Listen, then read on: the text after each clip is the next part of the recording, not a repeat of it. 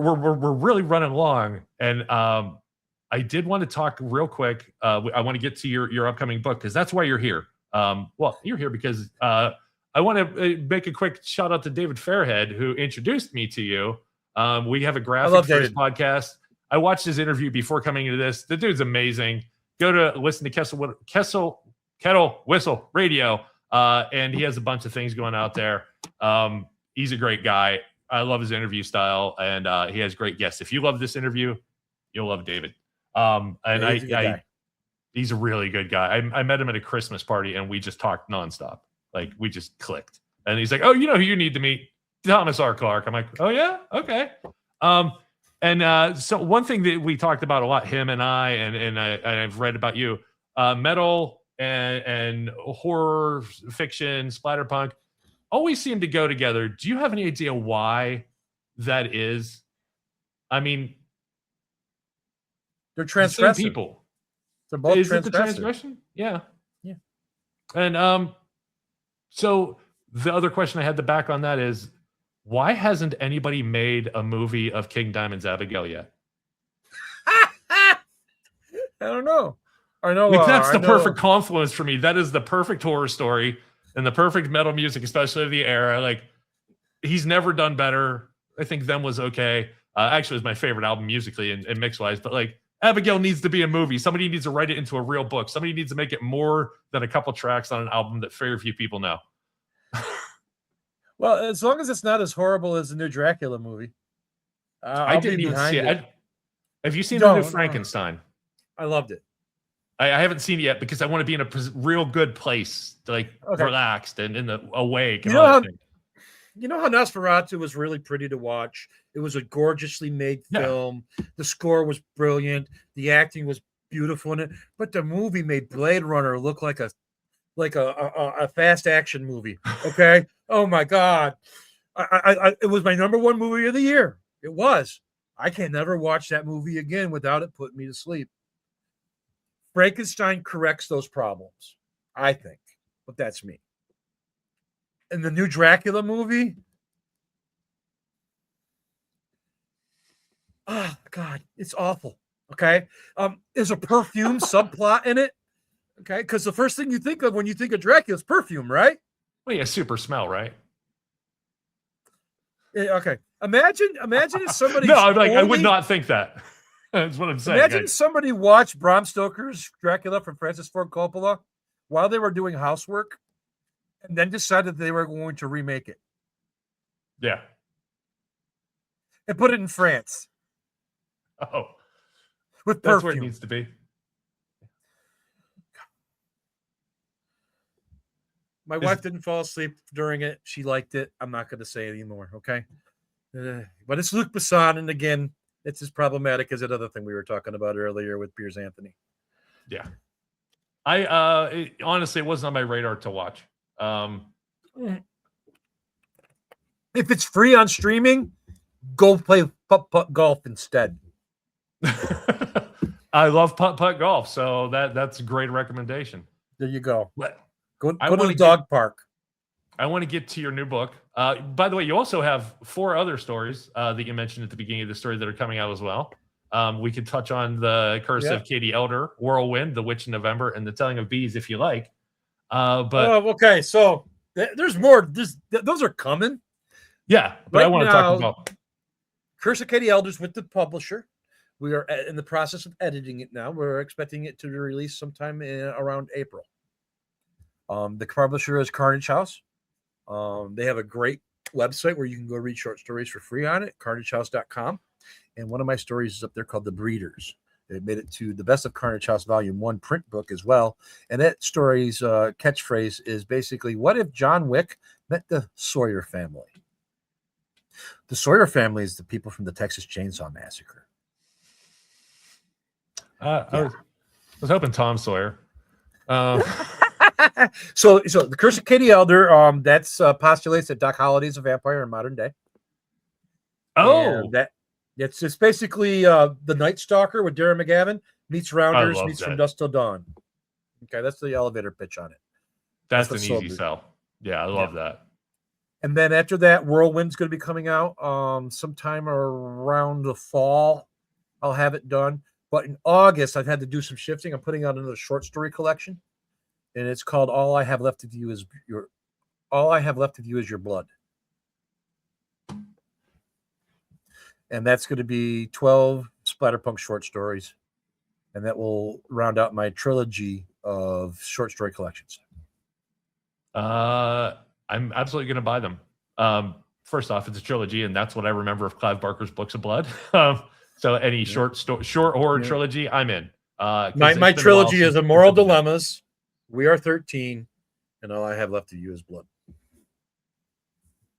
You have a new fan. The cover art for that was done by Matt Seth Barnes. He also did the cover art for Curse of Katie Elder. He did the cover art for DEDWADON'T, which I think is fucking amazing, and I'm using that word on purpose. Yeah, I saw that. I was like, oh, that's the cover to this story. Yes, it is. I added him money. Done. Yeah, good move. Good move. I loved it. Do you want to tell people anything about the story? Any ways to wet their whistle, elevator pitch it? Yeah. The title. Let me tell you about that title. DEDWADON'T. That's Onondaga. Onondaga is a tribe of the Haudenosaunee, or Haudenosaunee, however you want to say it. Lilac. Who cares? They're also known as the Iroquois. You've probably heard that word. Yes. Okay. So the Onondagas. The Iroquois. Sorry, go ahead.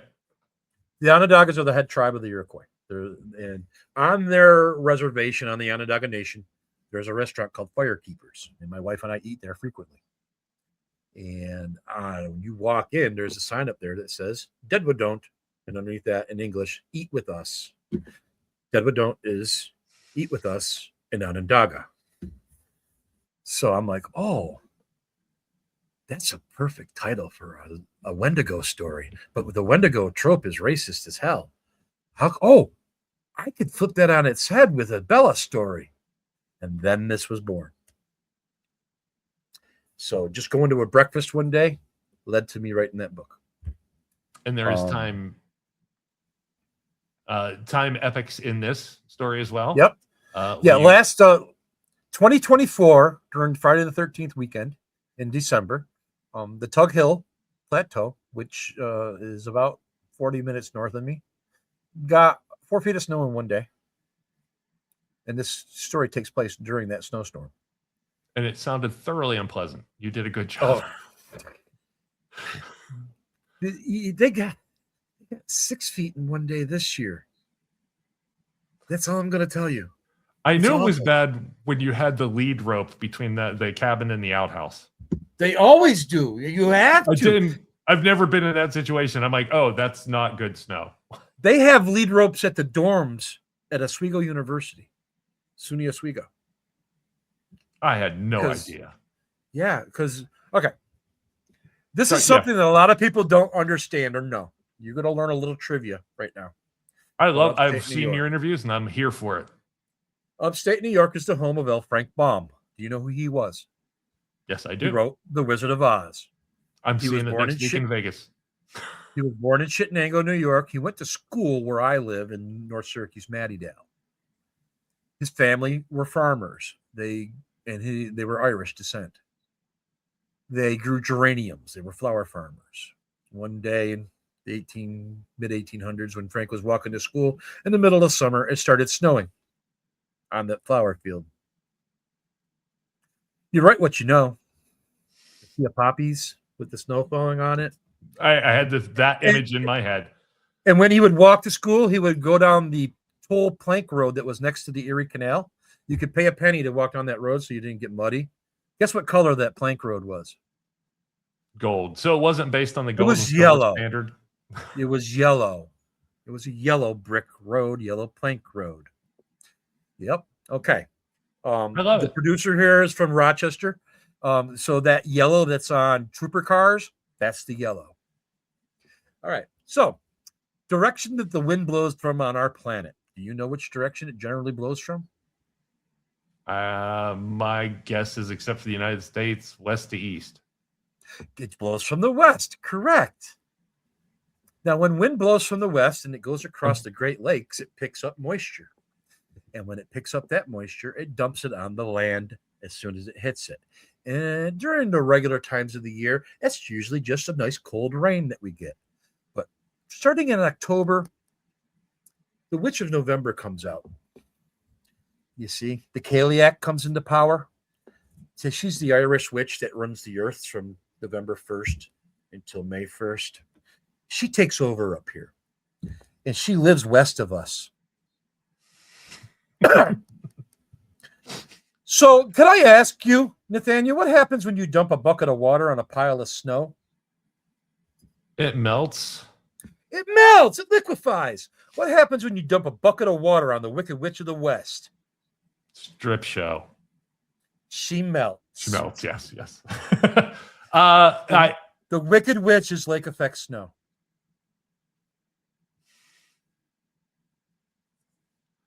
You're the first person. When I say the witches come calling. Well, I'm not the first. Gordon Lightfoot called her the Witch of November in the Wreck of the Edmund Fitzgerald, if you recall. Stop it. Stop it. You're putting stuff in my brain. You're educated me. How dare you? No, the flying monkeys represent our wind. About your storytelling. You find these threads and you weave them like, a storyteller does. You're actually doing what a storyteller does. These are the threads. These seem like trivia. They're unrelated. Here's the fabric of my story. Like, you're literally doing that now, and you did it in your story too. So the beginning of DEDWADON'T, there's a little section that talks about the weather there, and I mentioned the Wicked Witch in that. And Franco. Yep, that's why I brought it in. Which is all of these things that are coming together, and maybe this is a great way to end it. Where they impact me, because again, I'm going to go see Wizard of Oz next week in Vegas at the Sphere, just because I want to see the Sphere out of morbid curiosity, and my wife likes Wizard of Oz.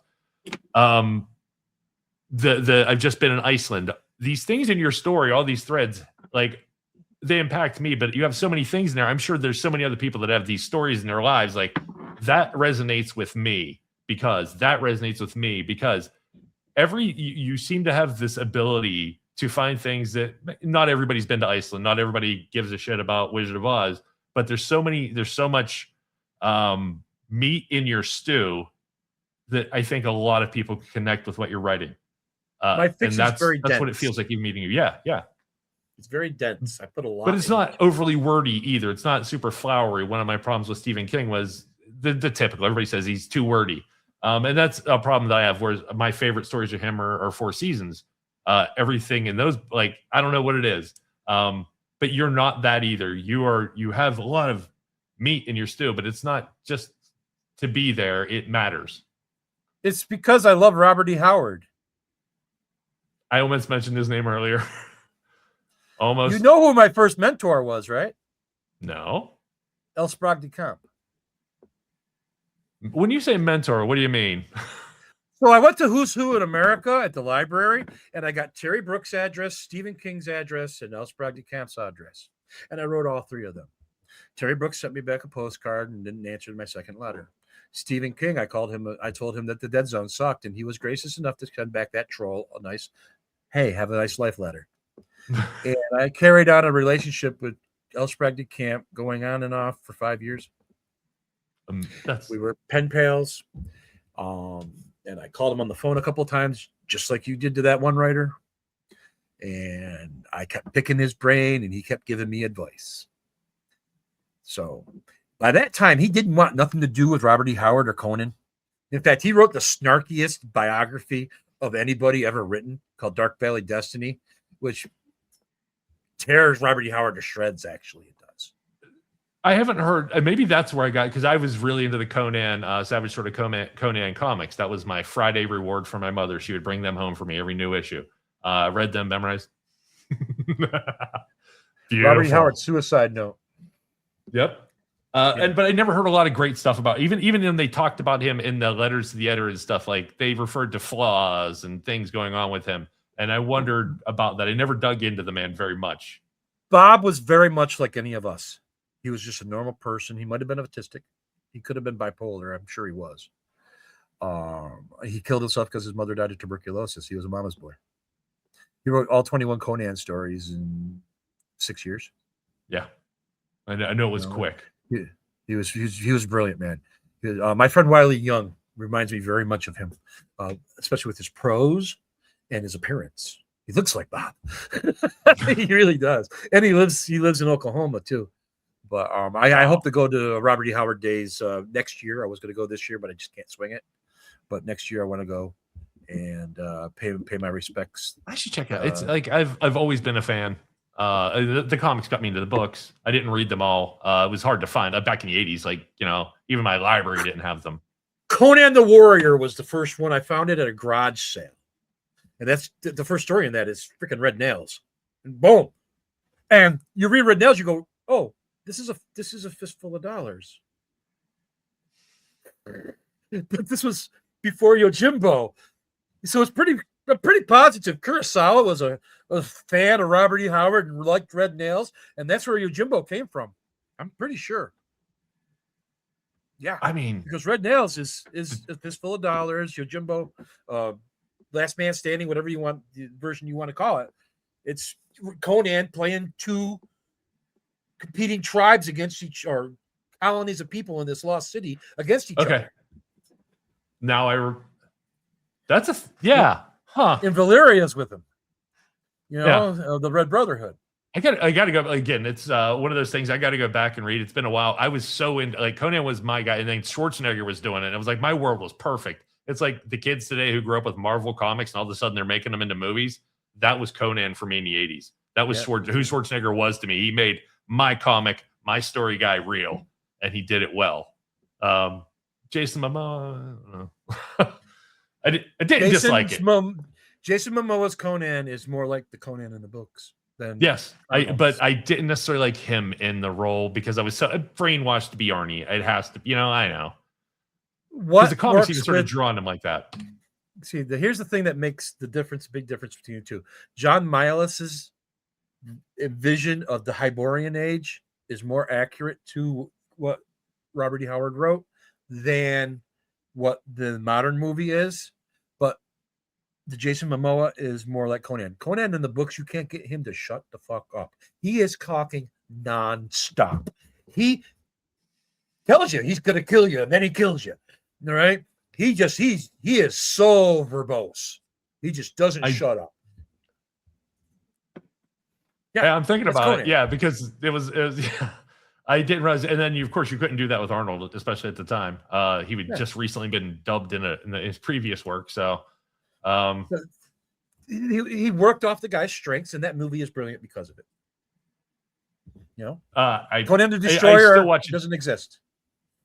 I mean, it had what's her name in it? Olivia Diabo. That's worth watching right there. Andrew the Giant plays a monster in a rubber suit in it. Yeah. And the crew photo of them all together is one of my favorite photos of all time. Him and Will Chamberlain and Arnold. Yep. And I have my Syracuse connection to that through Grace Jones. So there you go. And Grace Jones is phenomenal in it. Like, I'm watching, I think as a kid, I'm sure there was Butt. And then there was, she's that girl from the 80s. And then as an adult, I'm watching, like, she really killed it. She threw 1,000% at that role. Like, nothing was left. I wish George Miller had put her in a Mad Max movie. She would have been perfect. Yeah, 100%. That's what she was made for.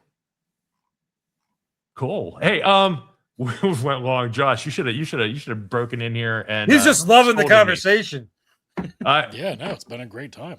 He generally is. It's fun. Definitely. Hey, Thomas, can I call you Thomas? Tommy. Thomas R. Clark, thank you so much for being here. It has been a pleasure to meet you. I could literally talk to you for hours. I think it's the 80s kid connection. It is the things that we all grew up with and love connection.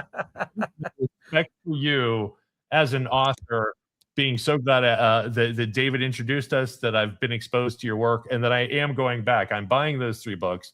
I'm going to buy your first book if I can find it. Good Boys out there. Good Boys. I put a 5th anniversary edition of it out recently. I'm buying it, and I'm going to meet you someday at a convention, whatever I can do, and I'm going to have you sign it because you're the real deal, sir. So I'm going to be at AuthorCon in Williamsburg, Virginia, the last weekend of February. I'm going to be at an event in Arizona and Phoenix in August. Off the top of my head, I can't remember what the name of it is. That's good. Those are two of my big travel trips this year out of New York State. I'm doing a lot of stuff in upstate New York this year. I'm out there all the time, almost every weekend during the spring and summer and into the fall. I am, out there peddling my books and getting one fan at a time. Hey, I've seen the pictures. I follow you on Instagram. Please follow Thomas on Instagram. I love the fact that you're open and you share and you love dogs. You're a hell of a guy. Thank you for being on the show. It's been amazing meeting you. It's been a pleasure, and thank you guys for having me. Thanks. We're going to get out of here, everybody. Thomas, stick around. We'll talk after the show. Have a good night, everybody. Be safe. Peace.